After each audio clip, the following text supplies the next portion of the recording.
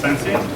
Klaus has held the chair of solid-state physics at ETH since 1995. I think so, yes. And Klaus has been a pioneer in several directions in mesoscopic physics using semiconductor devices, among which quantum dot, just to mention one, but also especially two-dimensional materials we are going to hear today. And Klaus, please tell us more about graphene quantum devices. What can we do? Thank you, Pasquale, and I thank all of you for being here. I'm very impressed about the atmosphere. I ask you to continue eating your pizza, maybe not too loud, but as noiseless as you can. So I was here about a year ago for the evaluation of the Quantum Center, and I realized this is some kind of counter-evaluation that you're doing now, and this works out, and I realized that all of our recommendations were not implemented for financial reasons. So nevertheless, I'm happy to be here and tell you a little bit about our research. Okay, that first challenge.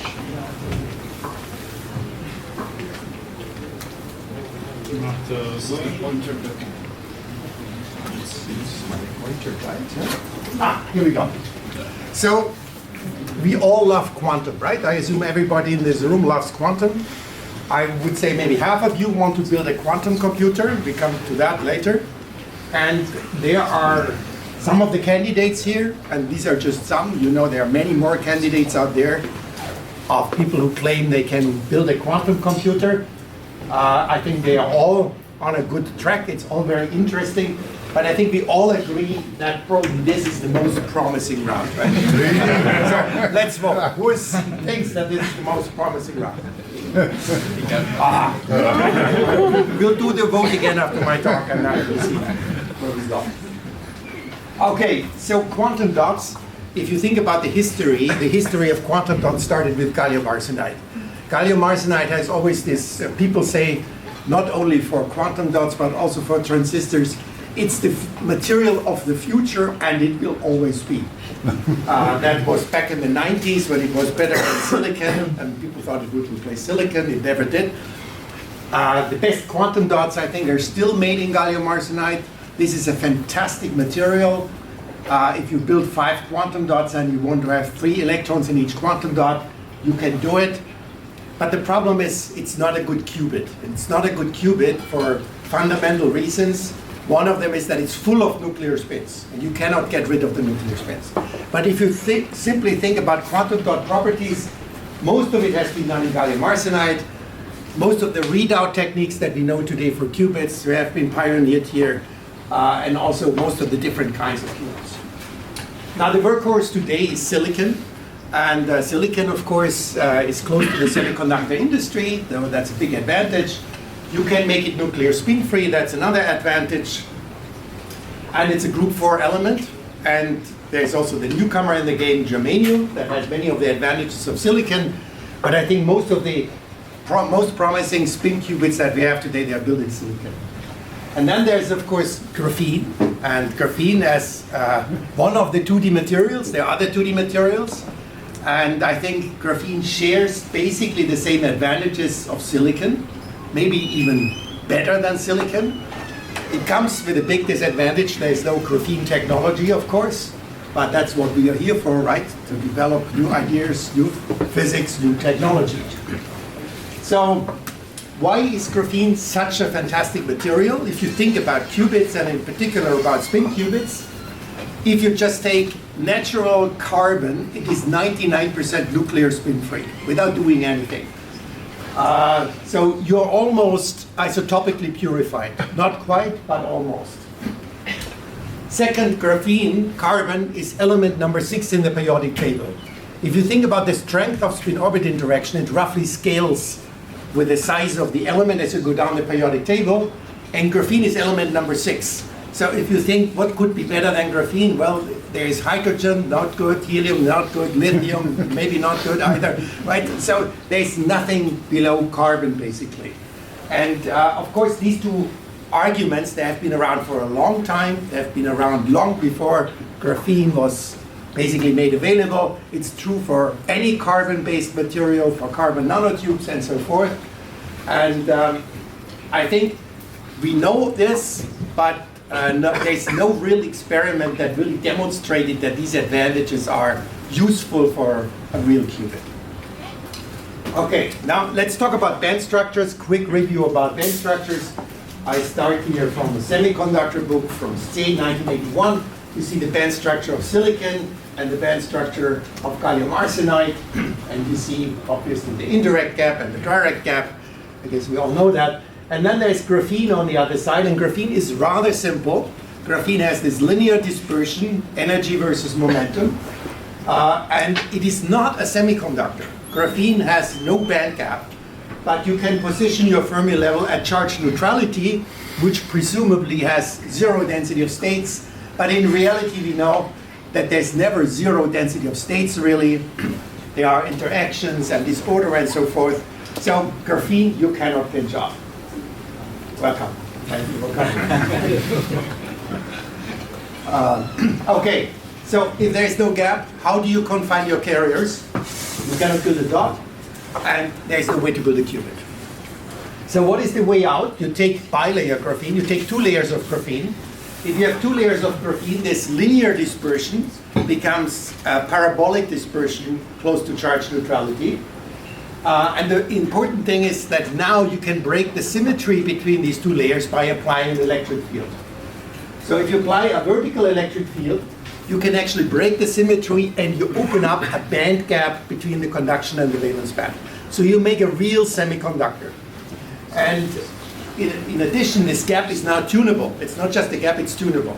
It's not as large as for standard semiconductors, but it's sizable if you think about the typical energies that you think a qubit will operate on. So if you blow this up a little bit, the region around low energies, you see that it's actually not parabolic anymore. It is more interesting than parabolic. And if you blow this low energy part down here up, you see it has this Mexican head-like features. And if you think about the energy scales, the height of the Mexican head is a few milli-electron volts. And that's typically the energy scales of confinement. This is typically the energy scales of qubits. So you get a very interesting energy scale here. The band gap can be around 100 milli-electron volts or so for typical electric fields. And so if you just think about it, you go from a typical parabolic dispersion in a standard semiconductor, you go to linear dispersion in graphene, single layer graphene. Now you have something really nice to play with. And it has very interesting topological properties in K-space. So it is actually a topological material, and you can play with the topology simply with gate voltages. Okay, now let me walk you through our technology.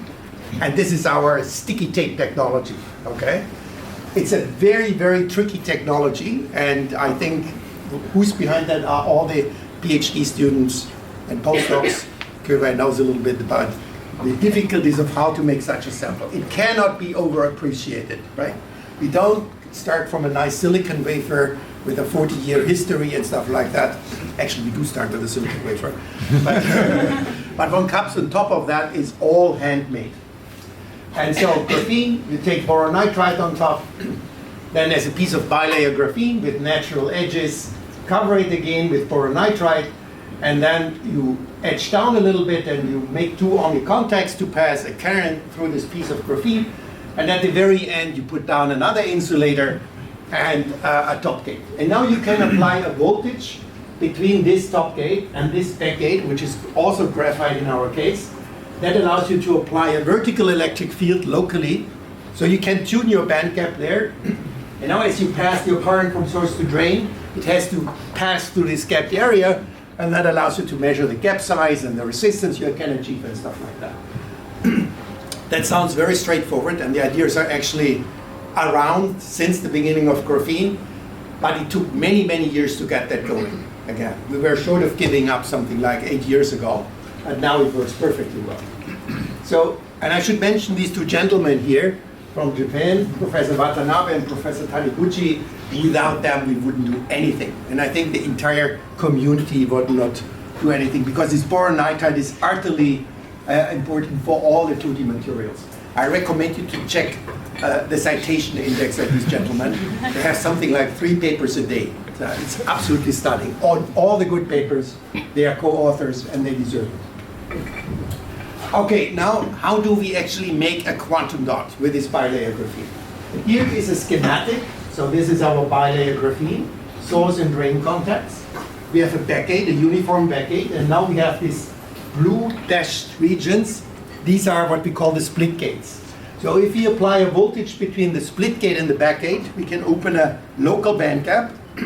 And because we have 2 independent voltages, we can position the Fermi energy somewhere around this band gap, and we put it in the middle of the band gap, which means these wide regions are insulating. And if you measure this current between the golden contacts, it has to go through this narrow channel in the center. Then there's an additional gate on the top, which is this red dashed line. This is what we call a finger gate. And this allows us to locally tune the chemical potential here in this small spot in the conducting channel. And now, if you measure the conductance of this channel, you find some finite conductance value. And here is schematically the band structure in this region, source, drain, and in between. And in this particular case, you see the Fermi level is just at the top of the valence band, so we have holes, and we have holes throughout, and therefore there is conduction. Now when we play with this gate voltage, we play basically with the center alignment of the Fermi energy with respect to the band gap, and we can tune it with this red gate to the situation where the Fermi level is in the band gap, and you see we pinched off the device. So you can pinch it off, it's a good transistor. But the interesting thing is now if you keep going in your gate voltage, you start populating locally the conduction band, and you start seeing very nice Coulomb blockade oscillations. So if you just look at these oscillations, this looks like comparable quality to silicon, gallium arsenide, and all the other good materials which are around. And now you are starting to fill electrons in this local N-type island. And it is interesting that the confinement in this particular case is given by p-n junctions. Usually you cannot do that in gallium arsenide or silicon, because that would mean that locally you have a huge electric field if you would have electrons here and holes there. But here, you confine these electrons here outside these holes outside, and there are p-n junctions. And of course the tunneling barrier depends on the gap and the gate voltages that you apply and so forth. So we fill in electrons into that system one by one. And the nice thing, everything is completely gate defined. There is, to some approximation, some electron hole symmetry in the system, so you can reverse all of your gate voltages. And what you find is you find in the very same sample holes or electrons. And now you can think of things like you make a double quantum dot, and one contains one electron and one contains one hole. That's a situation which you cannot realize in a standard semiconductor because the band gap is too large. Now let me walk you a little bit through how we populate these states. I call this typically the periodic table of graphene, right? It's like going through the periodic table and filling in one electron after the other. What are the selection rules? Now, here's a trace where we measure 24 electrons filling into this island in graphene. And now what you can do, you see the peaks have different height and different spacing. The bottom plot shows you the spacing between neighboring peaks. And what you see very nicely that the spacing peaks at 4 electrons, 12 electrons, and 24 electrons. So why is that? Well, think of our standard periodic table, right? If you plot the addition energies or the ionization energies of atoms as a function of the atom number, you recover the shells of the periodic table. So typically in the S state you can fill in 2 electrons, and then you have to go to the next S and P shell. Now this is graphene. Graphene is special because fundamentally if you have this honeycomb lattice in real space, you can only build a primitive lattice that has 2 electrons in it. You cannot build 2 atoms in it. You cannot build a primitive unit cell with only 1 atom into it. So that leads to a fundamental twofold degeneracy in real space, which translates to a K degeneracy in K space. So each state in graphene, by geometry, is twofold degenerate in K space.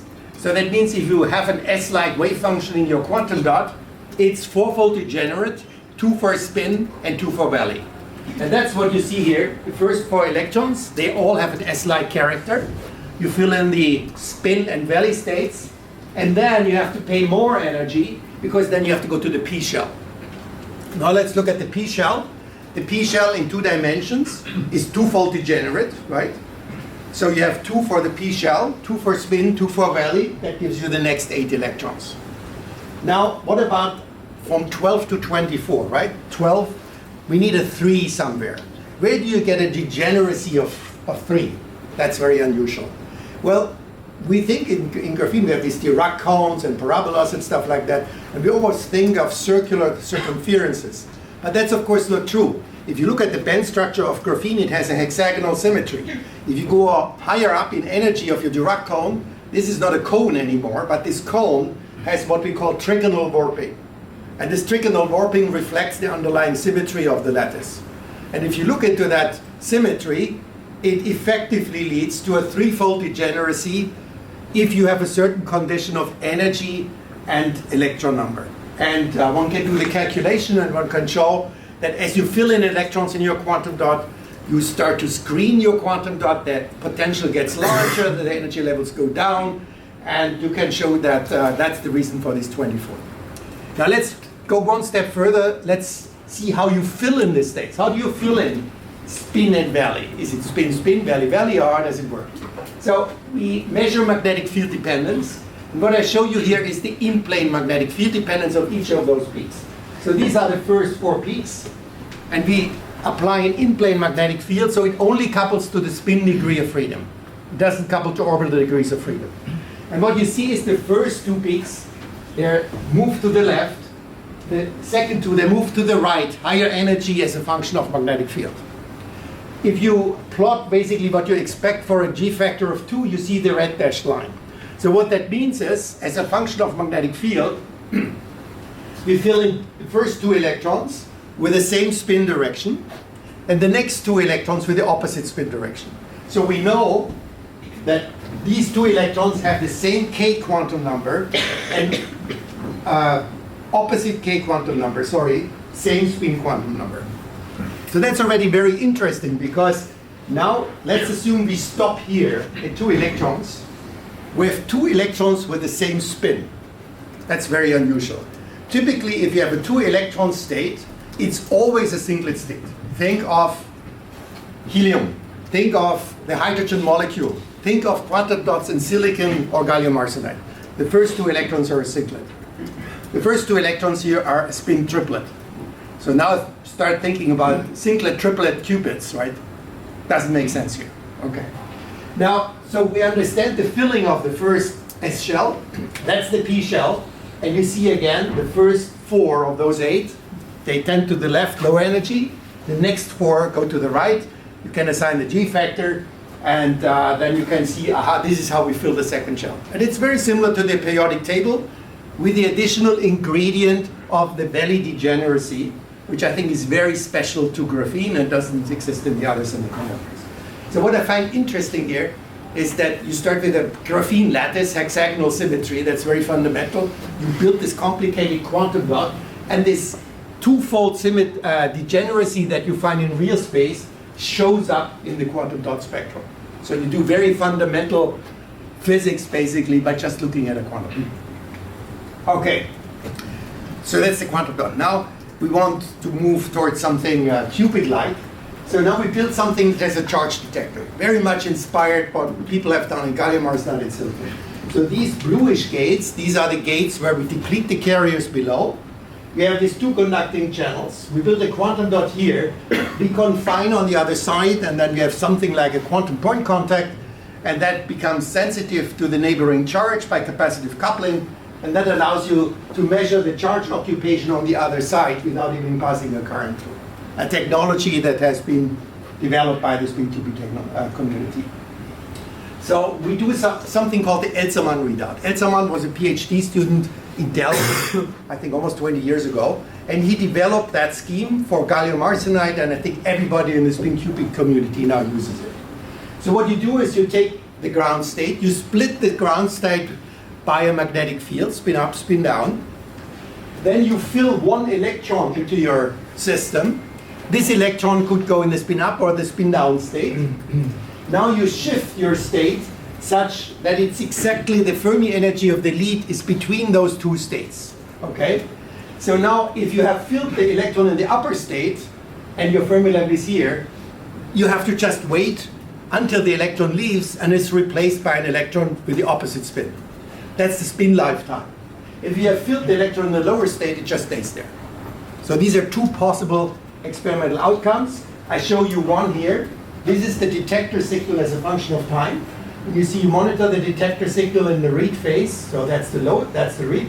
You see an electron leaves the dot, is replaced by another electron. So that's a signature that we have replaced the spin up by a spin down electron. Now you can do the experiment again. You get a flat trace. That means the electron goes to the ground state directly, stays there, nothing happens. So you can take lots of data like that. You can do statistics. And if you do that, you can measure the amounts of blips as a function of load time, and you get a very nice distribution. So what that means is, if my load time is 0, I have not loaded anything in my system, and therefore I don't measure any blips. That's here. That's why we have 0. If my load time is indefinitely long compared to the spin decay time, well, whatever electron I loaded in, it's in the ground state. So I also don't measure any blips. But of course, I know these times, I get this distribution, I can fit it, and I find my T1 time is 20 milliseconds. That's pretty good. That's like very good silicon samples, and it tells me that my spins live relatively long. Okay, now let's have a closer look at the energy spectrum. I told you that the ground state is fourfold degenerate. Well, that's not exactly true. Because even though carbon is a very light element, there is finite spin orbit interaction in graphene. And this finite spin orbit interaction is of the order of 70 to 80 microelectron volts. It's a small energy scale if you think about the band structure, but it's large compared to KT if you work in a dilution refrigerator.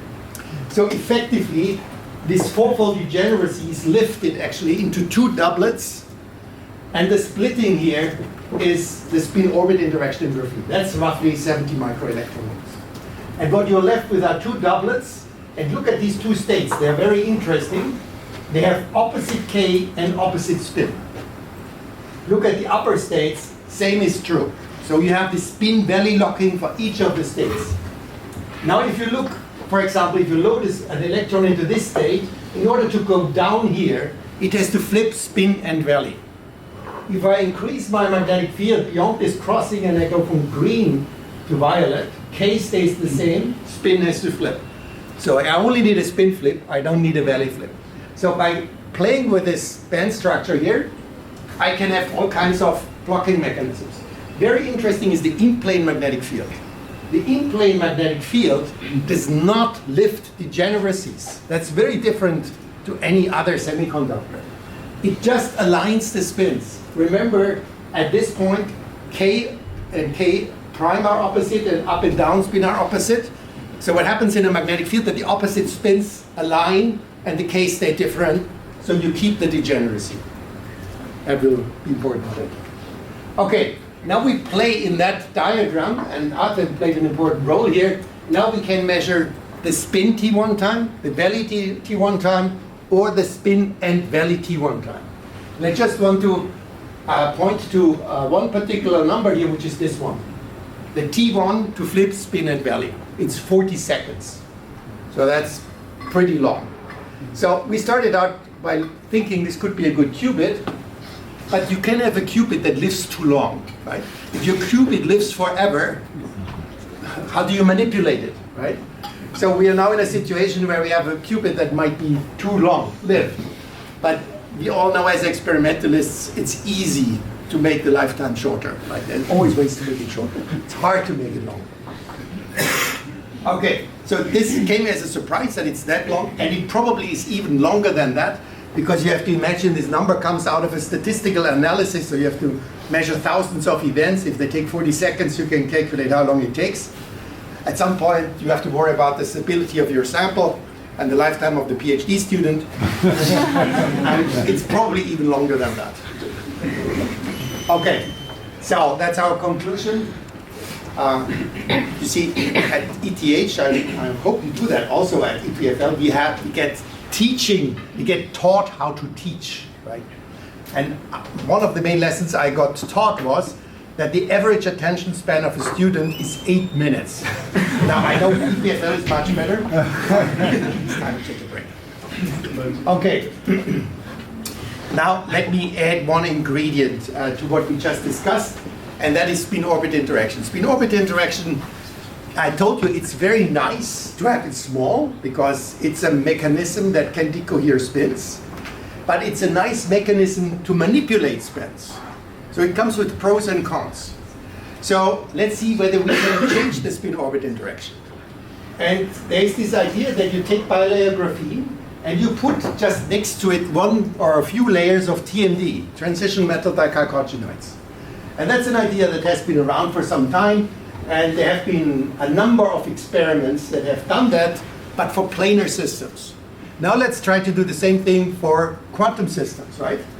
So I told you that's bilayer graphene, no applied electric field, parabolic bands. You open the gap by applying an electric field. Now let's do the same thing with the TMD next door. That's the calculation. It roughly stays parabolic, but one band splits strongly. It's induced spin-orbit interaction from the TMD. The TMD has a spin-orbit interaction that is something like half an electron volt, humongous energy scale. The transferred spin-orbit interaction is roughly 1.5 millivolts, which is small, but much larger than 70 microvolts.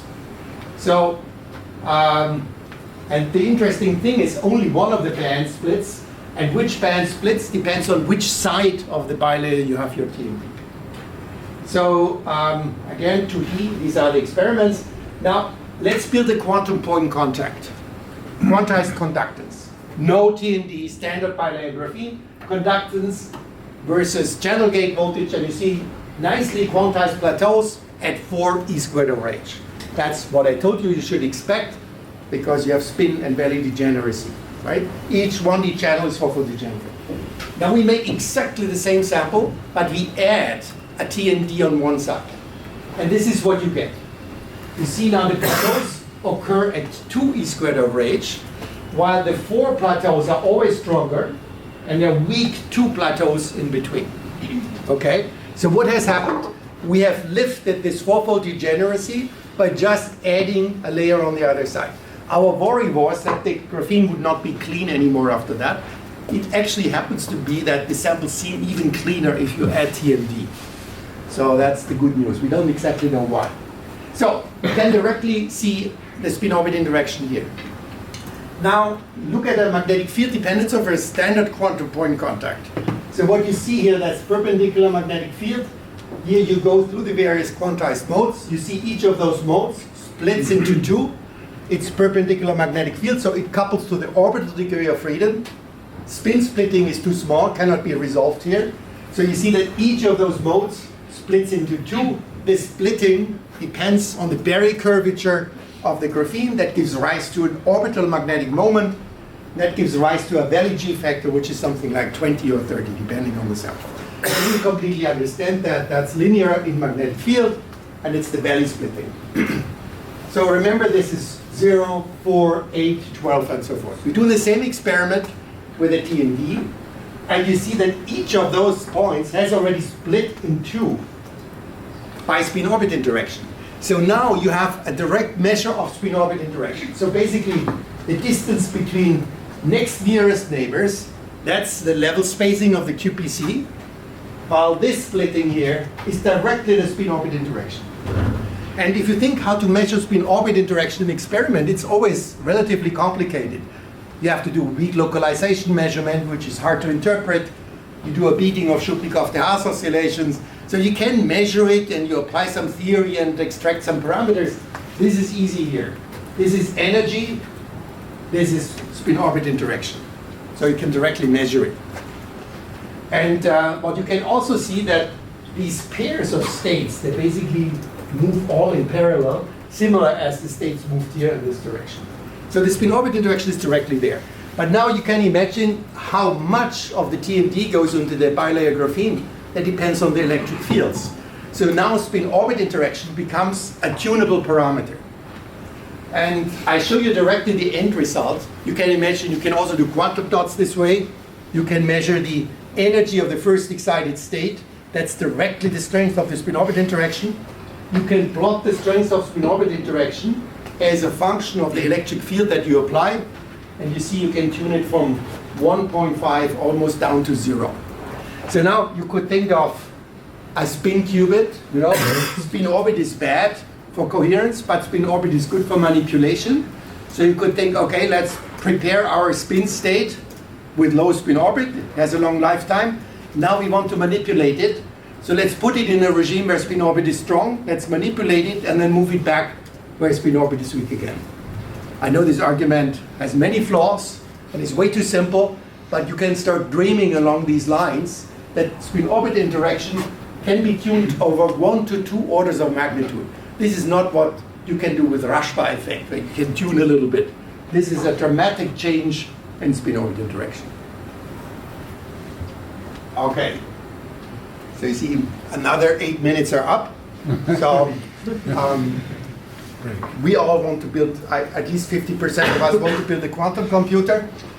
And I want to tell you, it's not as hard as you think. It's the first step. You prepare a quantum state. Step 2, you manipulate it. Step 3, you read it out. It's easy, huh? So let me give you an example, okay? So let's prepare a quantum state. So I have one here, right? This is a quantum state strongly coupled to the environment, okay? Now, I think there are many people in this room who would love to know how to manipulate this. Right? It's not that hard, let me tell you. You do a pi over 2 pulse, and you have manipulated the quantum state. Now, you go to our friends from quantum information, privacy amplification, not very useful as usual. Then you have to hurry, right? Because you have decoherence, and your state might disappear, so you do a quick single shot readout.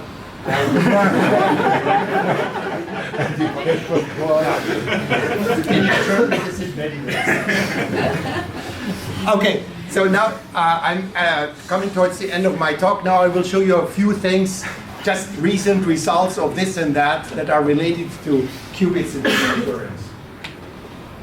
So one of the things is we also play with twisted graphene, and you know from Italy what can happen, what wonderful things, superconductivity and so forth. And what you can do is you can change the local phases in magic angle graphene. You can make it superconducting, magnetic, insulating, and so forth. And in particular, you can build a Josephson junction. And I show you here the ID characteristics of such a Josephson junction. I think it looks pretty much like any other Josephson junction. You can apply high frequency, and you see Shapiro steps in your Josephson junction. So I think this is not necessarily new physics, but I found it amazing how well this works, right? It looks like you do it in an aluminum junction, and now you do it in one piece of material. It's just gate voltages. There are no barriers in between that you don't understand, right? There's one crystalline material all the way through to see the Josephson junction. You can also go one step beyond. This is a 4-layer sample. The details are not that relevant. The advantage is that the TC is a little higher, the material is a little bit more stable. Once you get it, I should say, Mata was the one who made the sample and was tour de force to get there. And what you can do is this is what people call a Fraunhofer pattern of a Josephson junction. You apply magnetic field and you measure the critical current. Now, I think what has been completely underappreciated, that this is not a Fraunhofer pattern. It's called a Fraunhofer pattern for a standard Josephson junction because the function that you find is a sine x over x function, right? But here, the situation is completely different. That's a 2-dimensional superconductor. The magnetic field penetrates everywhere. There is no Meissner effect. So this interference condition doesn't work. So the equation that you get is this one, and that's actually not a new equation. It's quite old. It was more than 10 years ago, the theory thrown it down. And let me go back here. So the equation basically has a magnetic field, and you look at what it depends on the flux quantum, of course, but the area that matters is the W squared. Look at the geometry, that's the width of the junction, that's the height of the junction. The width of the junction does not play a role. That's very different from a standard superconductor. It's only the width that enters. So in order to fit that experimental curve, there's only one parameter, which is the critical current at zero magnetic field. This is the only fitting parameter. The rest comes from the geometry. And it's a very different periodicity than a Fraunhofer pattern, and it's a very different decay. If you were to fit Fraunhofer, you would get the red curve, which is completely off. Okay, so again, I think the theory has been around for some time, but there was no clear Josephson junction in that limit that showed this kind of physics. Now you can measure in different sweep directions. Same data, different magnetic field sweep directions. And you see there are funny features. For example, look at this feature here and this feature here. They are sort of symmetric in magnetic field. And what happens here is that vortices enters this superconductor. And vortices are known for superconductors. But these are very funny vortices. These are not Josephson vortices. These are what is called a Pearl vortex. If you calculate the size of a Pearl vortex, it's much larger than the size of our sample. It's a very funny thing. So it doesn't modulate the magnetic field, but it localizes the vortex at certain locations in the system. Let me show you another sample. Now we do superconductivity. I told you before we do dots. Now we combine the two things. So that's twisted bilayer graphene. Here are the gates. Now we can confine carriers in here, and we can make everything we want. We can make the lead superconducting, the dot normal conducting, the dot superconducting, the leads not normal conducting. We can play with all of that. And what I show you here is basically a plot where we have the leads superconducting, the dot normal conducting, and you see very nice Coulomb blockade oscillations as you go through. If you quench superconductivity with a magnetic field, you see that the 2E oscillations split up into E oscillations. So you can directly control the superconductivity on the island. And this is just one example. As I told you, there's a huge variety of things that you can do now, all in the very, very same sample. This has been, of course, seen in other samples too, like aluminum with tunneling barriers and so forth. But here it's again one crystalline material for all the different regimes that you want. Particularly interesting is you can make both superconducting, but different superconductors. You could make electron superconductors in the lead, in whole superconductor, and the barrier. So you have a combination of superconductors, and you wonder what that means to transfer. Okay, and you see very nice features in Coulomb diamonds, very similar to what Christian has seen in previous experiments, carbon nanotubes, but this is... So, last example, let's do dots in TMDs directly. We have tried to do that for many years, and now it's the first time we see something reasonable. So we just take a TMD, encapsulate it, and the problem is TMDs are hard to contact, resistance is bad, and so forth. But if you work hard, you can get it going. You see the gates, geometry is very similar to like gallium arsenide. This is now a semiconductor with 1.5 EV gap, like gallium arsenide. Spin orbit interaction is humongous. You see very, very nice Coulomb peak oscillations. You see very nice, you have charge detection here. So you have charge detection in the same system. And you can also do time-resolved charge detection and do full counting statistics. The problem here is we are far from the single electron regime. This contains many, many electrons. But I think we will get there. Okay, let me come to the end. Where do we go? I think these are a couple of ingredients that are very nice that you can have in the very same sample. You can have superconductivity, Coulomb blockade, spin physics. You can play with topology. I haven't shown that to you, but it's also possible. The values are just amazing. I think the values are, we just think it's just a factor of 2 in the degeneracy, but they give rise to completely new physics. This tunable spin-orbit interaction gives you a new degree of freedom. So the idea is to put all of that together, and so you could have your hybrid quantum device, but in the very same sample, just tuned by good privileges. Okay, thank you very much for your attention, and I thank my team for the work.